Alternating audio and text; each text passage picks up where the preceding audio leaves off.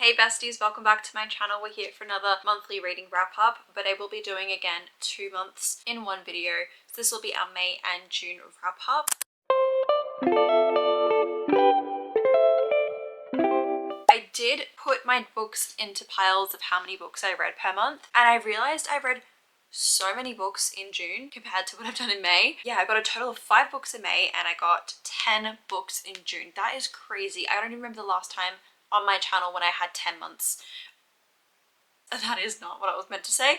10 books in 1 month. That is just insane and unheard of for me, let alone comparing them to the size of these books that I've read. Some of these are some chunky books. Like, I'm just going to try and keep up that momentum for the next few months and we will see how many books I get done, because insane. 10 books, that's crazy. I did also just get back from Barcelona and I feel the tiniest bit tanner, which is making me feel so good about myself. I just feel like I'm back to like my Australian olive skin color. I really should put on some lip gloss. That's better. I feel like that's more I'm me again. Speaking of the books I read over these last few months, I did read a couple while I was on holiday, which technically 2 of the books that I read last month, which took me like maybe a week and a half to finish them, was the Tandem Read, and I did technically finish them on the 1st of July, but I'm still going to count them for June because I read like less than 100 pages on the 1st. I'm not going to push them over to the next month for you guys to hear my feedback on them. So anyways, let's move this camera down a little bit, shall we? Let's start with my May TBR. These are the books that I was supposed to read this month, and I had such a wide variety. I was very happy with my TBR that month, but yeah, I only got to reading these particular books. Plus now I'll go through which books I actually read in total, because there were books that weren't even on my TBR that I got to. And the same for my June as well.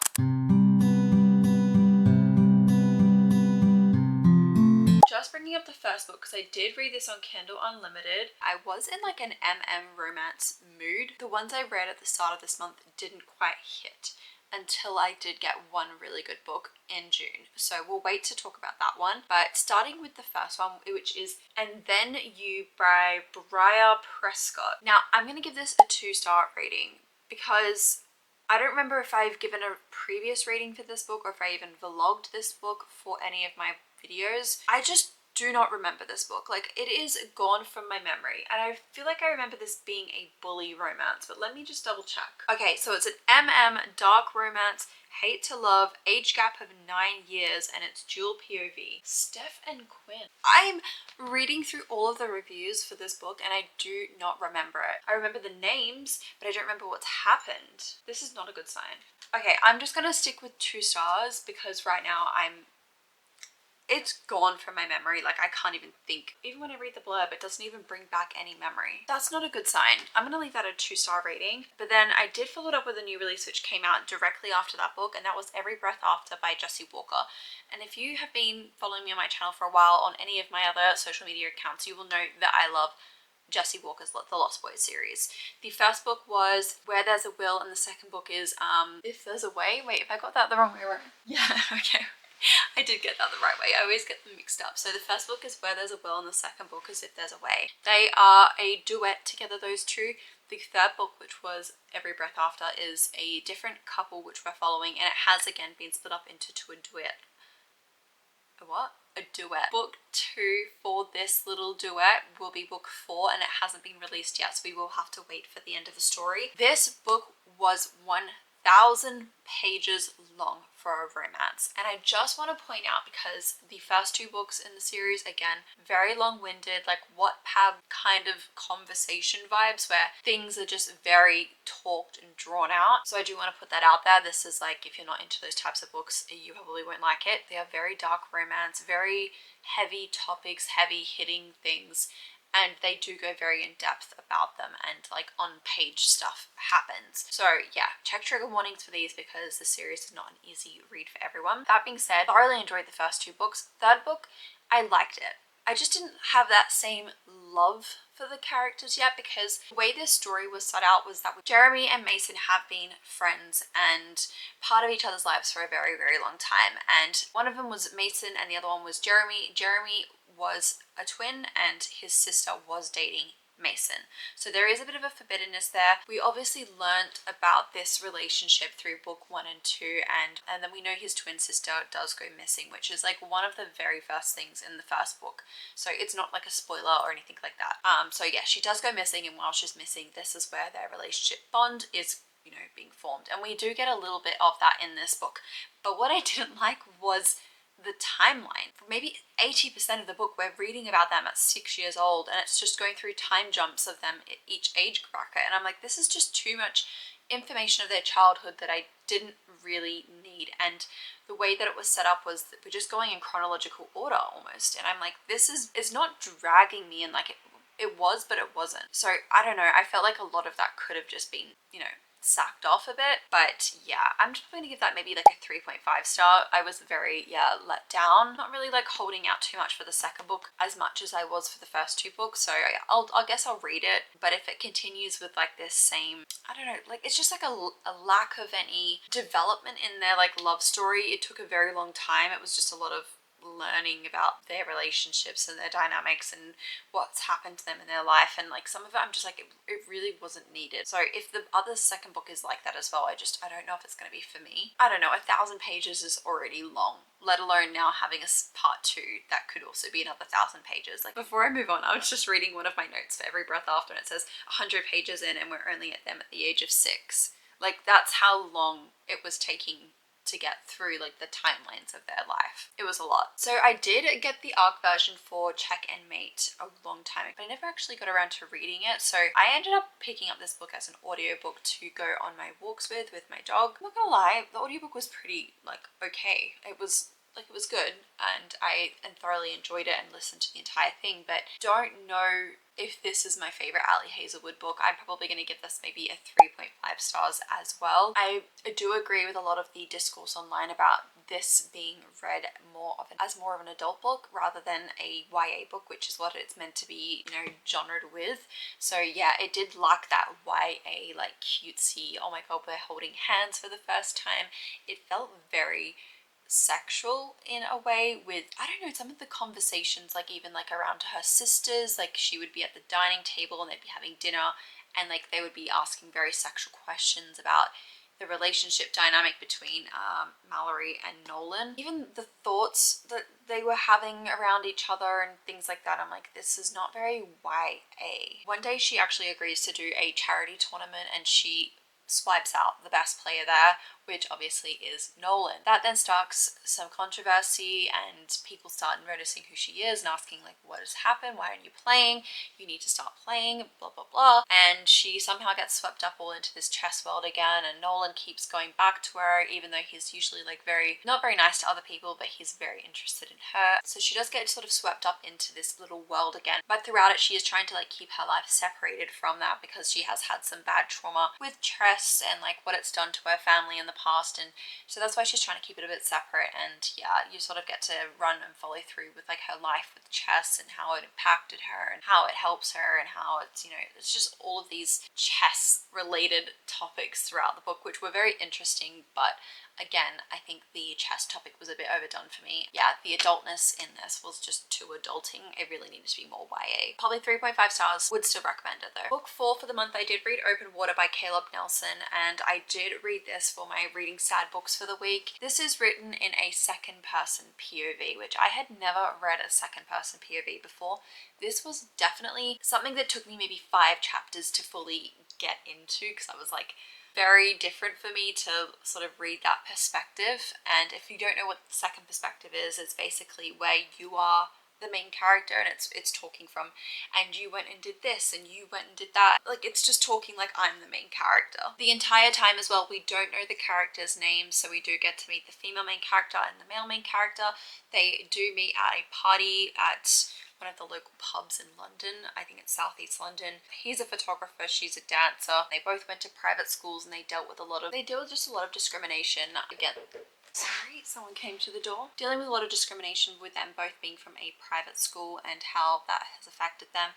They sort of bond on that level with how they've got so many things in common with how they've been brought up. It's a very tender and vulnerable romance between two people, like a first true real love where you feel it so deep achingly in your heart. Once you do start this book as well, it's very hard to put down. Like, it's very captivating and very poetic and lyrical in that sense. Definitely did get teary-eyed, so make sure you do check up trigger warnings. There are some very touching topics in this. Some of the quotes in here were just incredible. Very powerful book. If you are looking for something like that, highly recommend this, and I definitely would give this a 4-star rating. My final book for May, this is where things went so terribly wrong with my reading routine. I went into the biggest slump because of this book. You've probably seen it on all my other social medias, but it was A Little Life, and this book really destroyed every routine that I had for reading. It follows a group of friends living in New York City.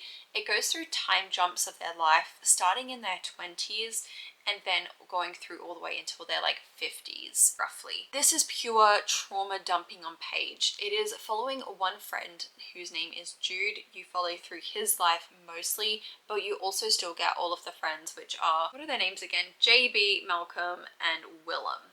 How could I forget? The only time we do get a different perspective is from one other character, but it is mostly told from third person, but Jude's sort of POV in that sense. If you do struggle with third person, I highly recommend the audiobook. I was hybrid reading with the audiobook and this book at the same time. Audiobook was literally a godsend, and it truly added to the experience of reading this book. I felt so connected, and the narrator did such an incredible job of being so immersive. I felt everything. Like, it was so tender but so sad, so honest, and yeah, I truly was in love with how the story was being told to me. It made it 10 times better. I have never read a book with the perspective of just a group of friends and the story being told. I'm now converted to reading more books like this because this was just something that I'll never forget. Like, this is a book that will truly stay with me forever. You have to check trigger warnings if you are going to read this. Like, there is no doubt about it. Even if you think you don't have a trigger warning, check the trigger warnings. I couldn't even believe half the things I was reading on page. I was literally gobsmacked. My mouth was on the floor. Like, that's how bad it was sometimes. You're just like, how can things get worse? And then all of a sudden they get worse. So yeah, you have to check trigger warnings. Please, if you go into this, like, be prepared mentally for like a depressive state, because some people do go into that. That was me. I couldn't pick up a book for like maybe 2.5 weeks after this. I put me into an actual slump where I was like, I don't even want to read. This book messed me up so bad, but I also will never forget it, and I think it's a very beautifully written book, and it did the job that, you know, the author wanted it to do. Like, wild, incredible experience, but I would never pick this up again. I don't know if I could do that to myself again. It was very, very intense, but I just don't know if I could recommend it to just anyone. Only read this if you think you can handle it, and if you can't handle it, like, truly put it down, because even if you think it's getting bad at like maybe this far in, the rest of the book just keeps getting worse. Okay, so those were all the books that I read in May, and let's now go through my June TBR. So these are all the books that I had for my June TBR video that I had selected, and these were the ones that I actually got to. I think this was my best month yet. Guys, I had one book to go. Do you know how crazy that is? Like, I read almost my entire TBR. It never happens for me. Like, I think I should get a pat on the back. I almost did it, but it was the tandem read that really, you know, messed things up for me, because it was just such a large task. But I almost did it, guys. I'm gonna do it this month coming up, July. Trust me. Just you wait.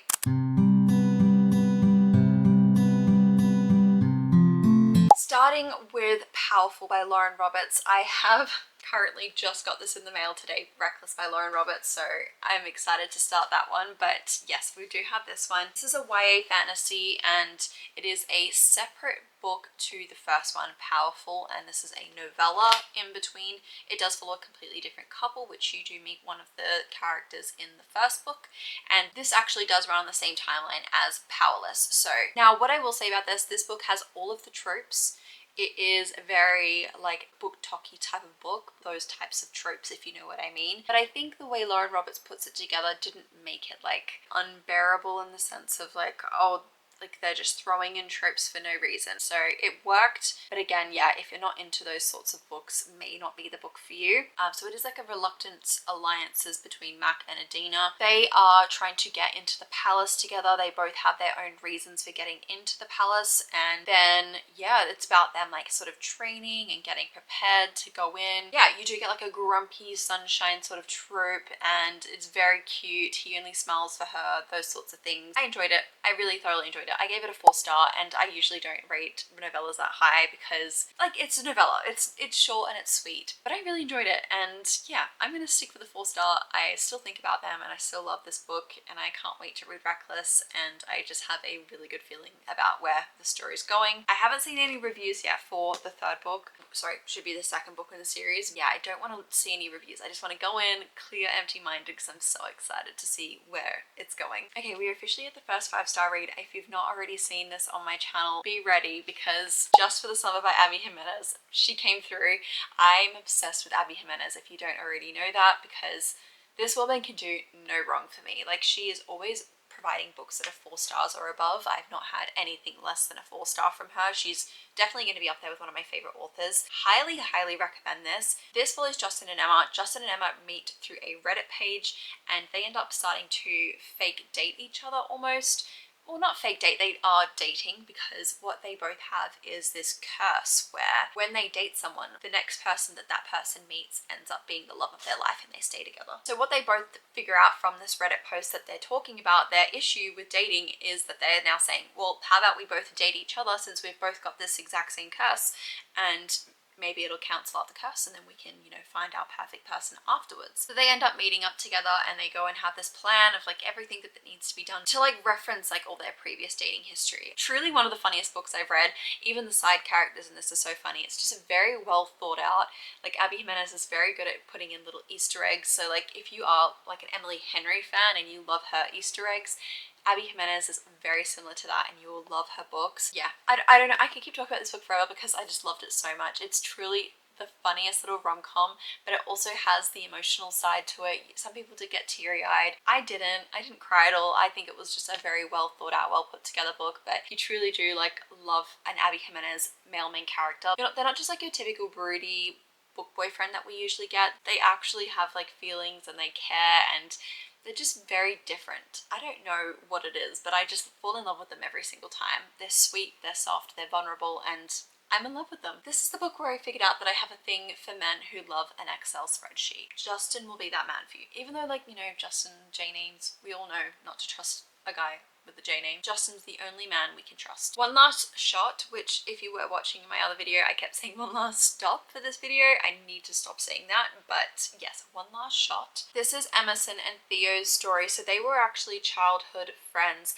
They made almost like a bet, I would say, or a wager to say if they're not married or together in a serious relationship by a certain age, that they would then end up getting married. Many years later, they have this reminder go off in their phone. Emerson is a celebrity. Theo works for a photography like company. Like, he's a photographer, and he does a lot of like commercial jobs, as where Emerson's more of like a high-end fashion model, and she ends up taking a job through his workplace and decides to, you know, go and seek him out, and then they end up having like a bit of a workplace romance in a way, and they reconnect through that job. Yeah, it is set in Italy. We do get like a holiday fun summer vibe from it. Get like a second chance romance, friends to lovers. It is a slow burn, but one thing I do want to point out is this entire book is miscommunication. So if you do not like that trope, or like just miscommunication in general, do not pick this book up, because that's exactly what this is. And one thing that really annoyed me at the end was, after all of this miscommunication that they had, when they go to finally have the conversation that they needed to have, they didn't have that conversation with each other. They had like a 2-second conversation, and then all of a sudden they were talking to other people about their issues, and I'm like, we needed more conversation between them to resolve their issues. Like, they needed like 4 or 5 chapters of just talking it out, because this entire book was them just getting bits and pieces from everyone else but never talking to each other. I'm going to stick with my 3-star rating. It wasn't my favorite, and I wish that it was rounded off a bit more better in the end. We have Collide next. This is a hockey romance, very similar to Icebreaker. I'm not gonna lie, if you loved Icebreaker, very similar to this, just as spicy as well. Like, this was a very spicy book. Yeah, I think that's probably why I'm going to give it a 3-star rating as well. I just wasn't obsessed with the book. I don't know, I didn't connect with it in a way that I wanted it to. Like, it didn't have that romance that I needed. We get like the reformed playboy, there is a forced proximity. So it is Summer and Aiden. Summer's come from like a hockey background family, and she's trying to become a sports psychologist, and for her to like get through all of her schooling, whatever, she's asked to do this like research paper on hockey. So she is assigned to the hockey team and forced to be part of it, even though she said no in the first place. Instructor or mentor or whatever says that she has to make sure that she does this paper with hockey. This is where Summer meets Aiden. Aiden's currently in trouble for having a party on campus, and he is then allocated to be part of this research paper and be the test subject for Summer. So they have this forced proximity where they've got to spend time together to do her research paper, and then that's slowly where their relationship starts to form. So we do have like the black cat, golden retriever sort of energy. Again, like, there is a lot of tropes. Like, this is my notes app. Like, that entire thing is just tropes. So it is a very trope-based book, very spicy. All I can say is really is like, if you're just wanting a really fun, spicy hockey book, like, it was perfect for the mood that I was in. Like, it got me through a book. It was quick, it was easy, and it was just fun. So if you're looking for that type of book, highly recommend this. But yeah, Collide, I'm probably going to give a 3-star rating. Next, we have Young Mongo. So this is a forbidden romance between two boys in the late 1990s, maybe early 1990s from my memory. So we do follow a Protestant young Mongo and Hamish, who is from a Catholic background. Young Mongo is part of like a Protestant family. His brother is part of a gang group as well, a very violent gang group. They're just very against the Catholics and their beliefs, and when Mongo makes friends with this neighboring boy, he feels that forbiddenness of being friends with someone who does follow the different beliefs and has a different lifestyle, as where Hamish is from a very wealthy family and has a lot of things while growing up, and Mongo hasn't had that same life. He lives in like the housing estate, never had enough money for food, and just general life basic things were very hard for him to get his hands on. Yeah, it follows like 2 different timelines, this book, where it's following Mungo's life and introducing him to his family and friends, and you know, his mom and his sister and his brother. Then you've got another timeline where Mongo is on a fishing trip with 2 of his mom's friends that she has met recently, the very new friends. So both of these timelines are like leading up, and then when you get to the end of the book, you obviously figure out how they meet, these 2 men that he's on the fishing trip with, and then the consequences of like this fishing trip and what happens while he's there. Yeah, it is a gay romance between these 2 boys, if you can't already tell by the cover. Yeah, I did talk about this book a lot in one of my other videos. Probably did 15 minutes of talking about this straight, so if you want to watch that, I'll link it up above because I go into a lot more depth about it. But I highly recommend this book if you're looking for a new literary fiction book. It is very well written, and I would suggest also maybe the audiobook. However, the narrator takes a long time to like get into and understand the thick Scottish accent. So yeah, if you are like struggling with accents, I probably wouldn't recommend it. But if you do also then struggle with like reading, you know, the Scottish slang in a book, maybe this might not be the book for you. But it is, yeah, very well done. It is definitely giving a Little Life vibes, just less on-page trauma dumping. It's more just like trauma dumping without, you know, the graphic descriptions that A Little Life gives you. So yeah, I do think this was definitely better written than A Little Life. So yeah, it was just a very slow start. So I'm going to give this 4 stars, but I highly recommend it. Very sad and emotional, but I highly recommend it if you're looking for a book that can draw some emotion out of you, because yeah, even just like the plots with his sister and his mum, everything, all of his relationships in Young Mungo's life is very touching. Oh my god, I've just realized this entire time I was calling the other boy Hamish. Hamish is his brother, which is Haha, the gang leader, but James is the Catholic boy. Please ignore all of the comments about Hamish, because that was James who I was talking about. I just got them mixed up in my head. Next we have Business Casual by B.K. Borison. This is the 4th book in the Love Light Farm series, I believe, so it's just coming out this summer. I don't believe it's released yet, so this is an art copy that I've got, and I really enjoyed this as well. I gave this a 4.25 stars. This was a one-night stand book, and I'm not usually one for this, but what I loved about the format for this book was that Charlie and Nova are meeting obviously throughout their little small town. The first 100 pages of this book was them, you know, just like setting up like the story and like how this one night stand is going to happen. Like we get to meet the characters, get to know them, fall in love with them a little bit before they, you know, go into this like quick one night stand that they're having. And I feel like that setup, rather than doing it on like, you know, chapter 1 or 2 like most books do, was well needed. And I think it was a well planned out thing because it worked so well. Felt like I was invested in the characters at that time, and it felt like when it finally happened I was like, oh, things are getting exciting now, because I know once they do this, they've already said this is a one-time thing, so I know that it's going to have that tension and that, you know, that build up again. Oh, also this is a rom-com. It is very funny, hilarious. I had some laugh out moments where I was literally laughing to myself in the middle of my bedroom. Again, this does have a lot of tropes in this, like the book talkie tropes, but it works well with this book. I don't know what it was about the writing in this, but BK Barriston is my first time reading a book of hers, and I now need to go back and read this entire Love Light Farm series because of how well written this book was, and I'm very invested in all the characters, the small town, and just everything about this book. It was, I don't know, it was very exciting to me. Like, I love when a book, when you read it and you feel excited to read it, like you want to finish it, because I read this in less than 12 hours. Literally less than 12 hours. I started at like 10 o'clock in the morning and I was finished by 8 p.m. I was that, like, I couldn't put it down. I was constant reading from start to finish. Yeah, it's very addictive, very good. Yeah, again, my only comment is that I didn't like was maybe towards the end, the spice did take over a little bit, and as much as I love it, like I felt like a couple of them just like, you know, I was like, like I just wish that it wasn't as much of that, because I would have rather a little bit more of them, like, you know, with their relationship building. That was probably my only comment, but yeah, highly recommend it. It's a very fast, easy, very just fun read. Next we have Funny Feelings. This was definitely probably one of my highly anticipated reads, being a single dad romance. I love a single dad romance. However, I was severely disappointed in this, and I'm probably just going to leave this and say that I'm going to give this a 2.5 stars. I didn't think it was very funny. I didn't like the characters, the relationships, overall just mostly everything.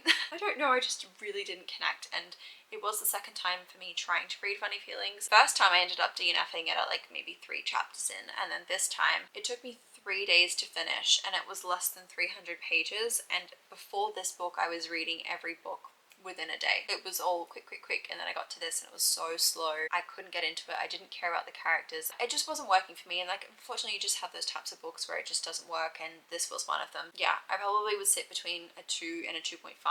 I did say 2.5 in my first vlog, but yeah, I probably would lean more towards a 2-star because I've just not thought about it since. Next I have In Memoriam by Alice Wynne. I haven't talked about this in any other videos so far on my channel. This is the first time I've brought it up. I loved this book so much, and I listened to the audiobook, and I also did hybrid read with the book as well. The audiobook was incredible. I highly recommend it, like absolutely insane. It was beautiful and so captivating. We do follow 2 men, so they are about 18 roughly, turning 19. They are in school, and World War II, sorry, not even World War II, World War I has just broken out, and they think it's, at that time, obviously when people think, oh, signing up to the war is like this amazing and fun, great thing, like we've got to do it, we've got to be patriotic and, you know, support our families and the country and, you know, go off to war, like thinking that it was this really great, exciting thing. And so, you know, one of them signs up because his family sort of had some relations where they, you know, needed to make it look like they were not from the enemy's side because they were living in England, so they had to make sure that their son was in the army to protect the family. So they had that sort of forced pressure on Gaunt, so he ended up signing up and going to the war first, and then his best friend of many years, Elwood, who Gaunt had been in love with, and same vice versa with Elwood with Gaunt. However, they did have a secret mutual pining for each other, but they just never had that conversation. Gaunt goes off to war because of his family, and Elwood secretly misses him, obviously, and they send letters back and forth to each other for quite a while. And then Elwood officially decides when he turns 19, which was the age of recruitment, that he would sign up himself and go. And that's like basically where the story starts off, and it follows them through World War I. What horrors and things that they had to go through and how they had to survive as gay men during that time. And this book was very emotional, very sad, so well written. The author has done such an incredible job. This was their debut. I'm in shock